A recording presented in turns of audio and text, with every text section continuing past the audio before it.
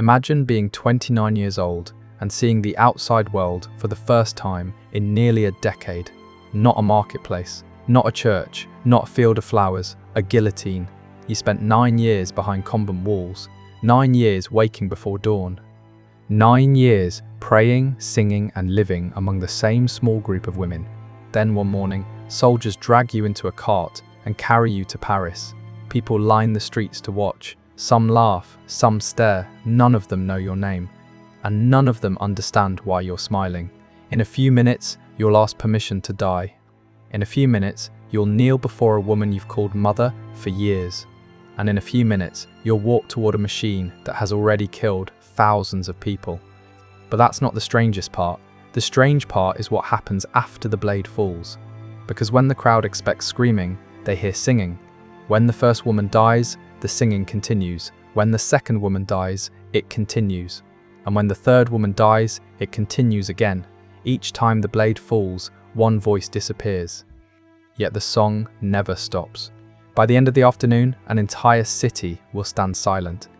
Executioners will stop what they're doing.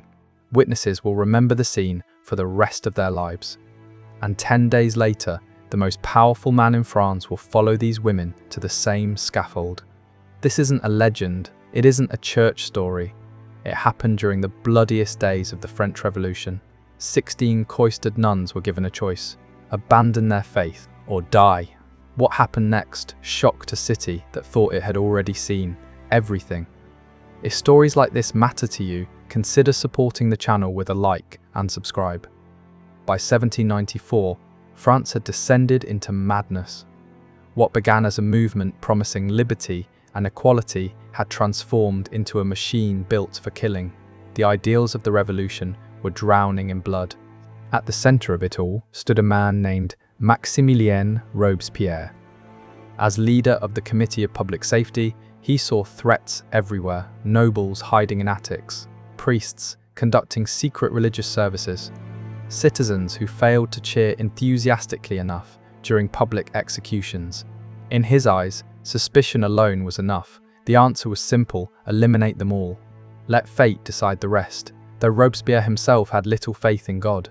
In less than a year, more than 17,000 people were officially sent to the guillotine by the Revolutionary Tribunal. In Paris, executions became part of everyday life. Some afternoons saw 30 people die before sunset. The executioners developed an efficient routine: load, position, release, next. When operating smoothly, they could execute someone every 2 minutes. Place du Trône-Renversé, where the Carmelites would eventually die, saw 1,306 executions in only 6 weeks. Blood pooled between the cobblestones. The ground became saturated with it. Local residents filed complaints, not about the executions, about the smell. Death itself had become a public nuisance. Yet among all the enemies Robespierre imagined, one institution attracted special hatred: the Catholic Church. He viewed it as a partner of the monarchy and a system that encouraged obedience over independent thought. So the revolution launched a campaign not merely against priests, but against religion itself. Churches were shut down or transformed into temples of reason. Clergy were pressured to publicly abandon their vows or risk execution. Religious holidays disappeared. Even the calendar was redesigned to remove Christian influence and wearing a religious habit. That could now lead directly to the guillotine. For the 16 Carmelites living quietly in Compiègne, about 50 miles from Paris, it was only a matter of time. In September 1792, soldiers arrived at their convent. The sisters were expelled from their home. They were forbidden from wearing their habits, forbidden from living together, forbidden from continuing their religious life openly. But Mother Teresa of St. Augustine, their prioress, refused to allow the community to break apart. She arranged for 4 small apartments around town where the sisters could secretly continue living near one another. Their prayers continued in whispers. Then she proposed something extraordinary. Gathering the community together, she asked a question. Would they be willing to offer their lives for France, not to seek martyrdom, not to pursue death, but to accept it if it came? To offer their suffering in the hope that the bloodshed consuming the nation might finally end. 2 elderly sisters hesitated. The request seemed overwhelming, almost impossible. Mother Teresa told them to pray and reflect before deciding, A few hours later, they returned. They asked forgiveness for their hesitation. The vote was unanimous. From that day onward, every morning at 4 o'clock, the 16 Carmelites renewed their offering. They prayed that if their deaths could help bring peace to France, God would accept the sacrifice. They did not know when death would arrive, only that they were prepared when it did. For nearly 2 years, they waited, praying, hiding, watching as the terror swallowed more and more lives around them. Then, in June 1794, someone betrayed them. On June 21st, soldiers burst through the door before sunrise. Perhaps a neighbor, perhaps a merchant, someone eager to collect the reward offered for exposing hidden religious communities. 2 years of careful secrecy collapsed because of a single accusation. The soldiers searched everything: letters, prayer books, religious medals. A small statue of the Virgin, proof that these women still lived as nuns despite the ban. The charges were clear: fanaticism, counter-revolutionary activity. In simpler terms, their crime was prayer. The 16 sisters were taken to a former convent that had been converted into a prison. The irony was impossible to miss. Women who had dedicated their lives to a convent were now imprisoned inside one. But inside those walls, something unusual happened. Other prisoners began noticing them. The prison was filled with fear. People wept. Many were losing hope. Some were losing their sanity. Yet the Carmelites remained different. They continued their prayers.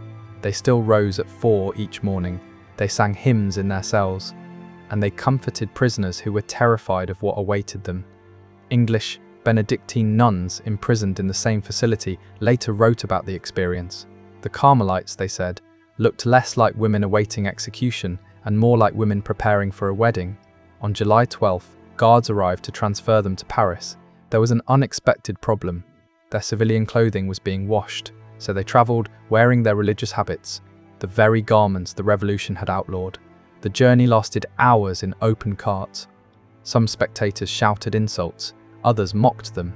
But the Carmelites neither hid nor shrank away. Instead, they sang the entire journey. Their voices carried above the crowd and above the noise of the streets. By the time they entered Paris, they had already become something the revolution struggled to understand. Then came the trial, if it can even be called that. Everyone present knew the outcome before it began. Revolutionary justice no longer presumed innocence. There were no meaningful defences, no genuine appeals, and no real chance of survival. The outcome had already been decided before the trial even began. No testimony would change it. No argument could prevent it. The tribunal existed for one purpose: to give a thin appearance of legality to what was, in reality, state-sanctioned killing. The prosecutor, Antoine Quentin Fouquier-Tinville, had already sent hundreds to their deaths without losing a moment of sleep. He had prosecuted Queen Marie Antoinette, scientists, poets, military commanders. All of them had been sent to the guillotine with the same cold indifference. To him, the 16 women standing before the court were simply 16 more names on a growing list. He read the accusations in a flat, almost bored voice, as though he were reading household inventory. The Carmelites were charged with fanaticism, with hiding weapons, with supporting the monarchy, with communicating with enemies of the Republic. The weapons charge would have been absurd if the consequences weren't so deadly. The only weapons discovered in their apartments were prayer books, religious medals, rosaries, images of saints, and a small statue of the Virgin Mary. To the revolution, even those objects had become dangerous. Yet one moment during the proceedings stood apart from everything else. One exchange that witnesses would remember for years. When Mother Teresa heard the accusation of fanaticism, she interrupted. The courtroom immediately fell silent. Defendants did not interrupt revolutionary tribunals. Defendants stood quietly and accepted whatever fate had already been chosen for them. But Mother Teresa spoke calmly, almost politely. "Would you explain what you mean by that word?" Fouquier-Tinville stared at her with open irritation, as though an insignificant creature had unexpectedly spoken. "I mean your attachment to childish beliefs and foolish religious practices." A murmur spread through the room. Everyone expected an apology, an explanation, perhaps even a plea for mercy. Instead, Mother Teresa smiled. Not nervously, not defiantly, peacefully, like someone who had just received confirmation of something she already understood. If faith in God was fanaticism, then yes, she was guilty, they all were, and they would gladly die guilty. The tribunal then posed the same question to each sister. Would you abandon your vows? Would you reject your faith? Would you swear loyalty to the Republic? This was the final opportunity. The door stood open. One word, one denial, one rejection of everything they believed. And they could leave alive. They could return to their families. They could continue living. Constance answered first, no. Sister Marie of the Incarnation, a Carmelite for 3 decades, no. Sister Euphrasia, who had once hesitated when the vow of sacrifice was first proposed, no. Then another, and another, and another. 16 women, 16 opportunities to save themselves. 16 identical answers, no, no, no, no, no, no, no. The verdict followed immediately, death. All 16. When the sentence was pronounced, the Carmelites did not cry, they did not collapse. They did not curse the judges, they did not beg. Instead, they renewed their religious vows right there inside the courtroom. The same vows they had spoken years earlier within the peaceful walls of their convent. The same vows the revolution had tried to destroy. Then they began singing the Te Deum, a hymn of thanksgiving.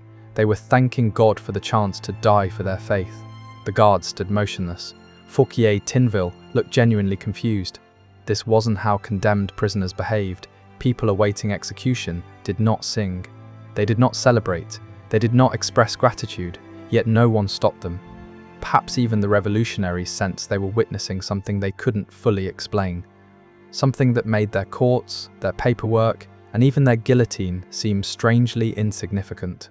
July 17th, 1794. Late afternoon. The summer heat hung heavily over Paris. At the Place du Trône-Renversé, the smell was almost unbearable. Weeks of non-stop executions had drenched the ground in blood. The 16 Carmelites were loaded into carts alongside 24 other condemned prisoners. From the very beginning, they stood apart. While others cried or sat paralyzed with fear, the nuns sang. For 3 straight hours through the streets of Paris, their voices never faded. The Miserere, the Salve Regina, the Te Deum, ancient hymns echoing through a city that had nearly forgotten them. People stopped what they were doing. Shopkeepers stepped into the streets. Women leaned from upper windows. Children pointed and asked why those women were singing. Paris had watched thousands of prisoners travel to their deaths, but no one had ever seen prisoners who appeared calm, who appeared peaceful, who almost seemed joyful. When the carts finally arrived at the execution square, Charles Henri Sanson was waiting. The executioner of Paris. He had overseen thousands of deaths. He had seen every possible human reaction to approaching execution: fear, anger, despair, defiance, panic, collapse. What he was about to witness was unlike any of them. The nuns requested permission to sing one final hymn before the executions began.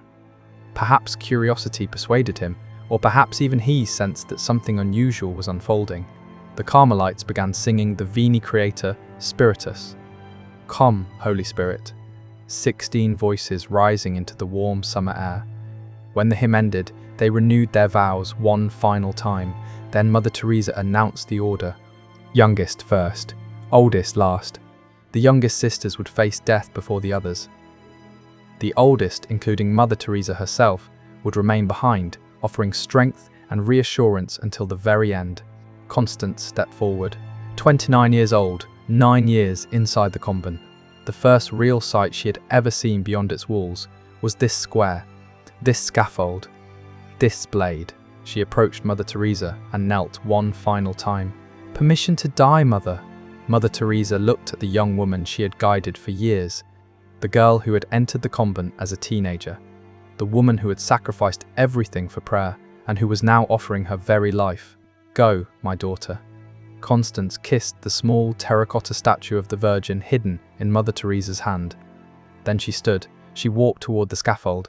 The executioner's assistants moved forward to help her climb. She gently waved them away.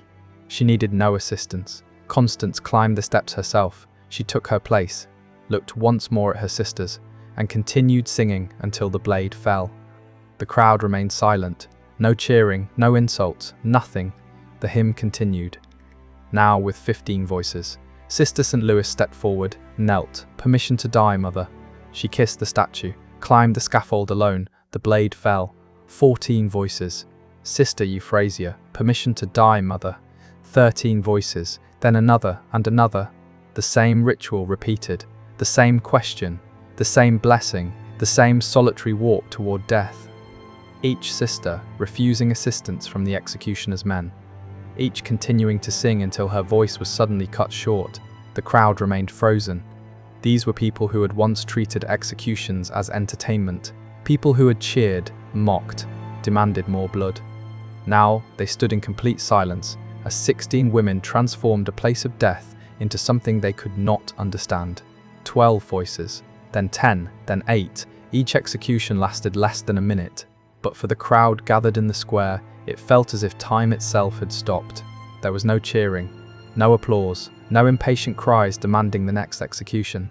Only thousands of people standing perfectly still as 16 women transformed their deaths into something that looked more like an act of worship. Sister Julie of Jesus was a lay sister who had spent most of her life performing the convent's hardest physical work. She climbed the scaffold with the same calm dignity as the choir nuns. She had never received an advanced education. She had never studied theology. She had never learned Latin formally. Yet she sang every hymn from memory, just as she had done day after day for decades. Then came Sister Mary of Jesus Crucified, 78 years old, the oldest among them. She had spent more than half a century as a Carmelite. She had lived through wars, famines, political upheaval, the collapse of a kingdom. Now she stood face to face with the man who would oversee her execution. For a moment she paused and looked directly at him, not with anger, not with fear, but with compassion. "I forgive you with all my heart," she said softly, "and I pray God forgives you as well." Charles Henri Sanson had heard thousands of final words throughout his career. Curses, confessions, prayers, screams, threats. But hearing forgiveness from a frail elderly woman moments before her death left him speechless. She climbed the scaffold without assistance, still singing with the few remaining voices beside her. 5 voices, then 3, then 2, and finally only 1. Mother Teresa of St. Augustine stood alone. She had watched 15 of her spiritual daughters die, one after another. She had blessed every single one. She had held the small statue each sister kissed before climbing the scaffold. She had spoken the words, "Go, my child," 15 separate times. Now there was no one left to bless her, no one left to grant permission, no one left to hold the statue for her. She turned toward the crowd. Thousands of silent faces stared back. Not a sound came from the square. Then Mother Teresa began singing the final verse of the Salve Regina alone. Her voice drifted across the square, across the blood-stained ground, across the bodies of the sisters who had gone before her. When the hymn ended, she stepped forward. She did not rush. She did not hesitate. She calmly positioned herself beneath the blade. She looked upward toward the sky, and the song stopped. The guillotine fell, and Paris fell silent. Witnesses later wrote that it was the deepest silence they had ever experienced. A city that had become accustomed to death, a city that had turned executions into public spectacle. And yet 16 singing nuns had accomplished something unimaginable. They had made Paris feel ashamed. The bodies of the Carmelites were carried away and placed in a mass grave at Picpus Cemetery alongside roughly 1,300 other victims of the terror. No ceremony, no gravestones, no public prayers, just another group of bodies in a city that had grown numb to death. But something changed that afternoon, something the revolution could not undo. The witnesses could not stop talking about what they had seen, in markets, in taverns, on street corners. In hushed conversations behind closed doors, people spoke about the 16 women who had walked to their deaths singing, about the peace in their expressions, about the way they accepted execution as if they were receiving a gift rather than a punishment. For months, Parisians had convinced themselves that the executions were necessary, that those being killed were dangerous enemies, that they deserved their fate. But these women, what had they done except pray? The question lingered in the air, and it refused to disappear. 10 days later, on July 27, 1794, Robespierre was arrested. His own allies turned against him. The architect of the terror, the man who had signed thousands of death warrants without hesitation, suddenly found himself standing where so many others had stood. The following day, July 28th, Maximilien Robespierre was taken to the same scaffold where the Carmelites had sung. He did not sing. When the blade came down, witnesses claimed his scream echoed across the square. The reign of terror was over. Was it merely coincidence? The surviving revolutionaries insisted that it was. Politics. Timing. According to them, the deaths of 16 nuns had no connection to Robespierre's downfall. But many who had stood in that square believed otherwise. Something had changed on July 17th. The terror depended upon fear. And suddenly, 16 women had demonstrated that fear could be defeated. That the guillotine could destroy a body, but not a conviction. That a government could take everything from a person and still fail to break them. The English Benedictine nuns who had shared imprisonment with the Carmelites survived the terror. After their release, they discovered that the Carmelites' civilian clothing had been left behind. They preserved those garments as relics, sacred reminders of women they considered martyrs. For the rest of their lives, they told the story to anyone willing to listen. The Catholic Church responded more slowly. For more than a century, there was no official declaration regarding the Carmelites. Some historians suggest the Church felt embarrassed by its inability to protect them. Others believe the political climate made the story too sensitive. Whatever the reason, official recognition took generations. In 1906, Pope Pius X beatified the 16 Carmelite martyrs, and in December 2024, Pope Francis formally recognized them as saints. 230 years. That's how long it took for the Church to officially acknowledge what many people in Paris seemed to understand in a single afternoon. Today, there is still a cemetery in Paris where the Carmelites rest. Picpus Cemetery, hidden behind walls and far from the city's major tourist routes. Many Parisians have never visited it. Inside, there is quiet, trees, grass, a small chapel, names carved into stone. More than 1,300 names, victims of the terror, most forgotten by history. But 16 names continue to be remembered. Constance, Marie, Julie, Teresa. Women who chose death rather than betray what they believed. Women who answered terror with song. Women who showed a city intoxicated by bloodshed what courage actually looked like. Every year on July 17th, a small group gathers at Picpus. They light candles, they pray, and they sing the same hymns the Carmelites sang more than 2 centuries ago. The Salve Regina, the Veni Creator. Voices rising in a quiet cemetery, keeping alive the memory of voices that once silenced an entire crowd. 16 women believed their sacrifice might help end the violence consuming France. Were they right? History cannot prove it. But one fact remains. 10 days after they died, the architect of the terror died on the same scaffold.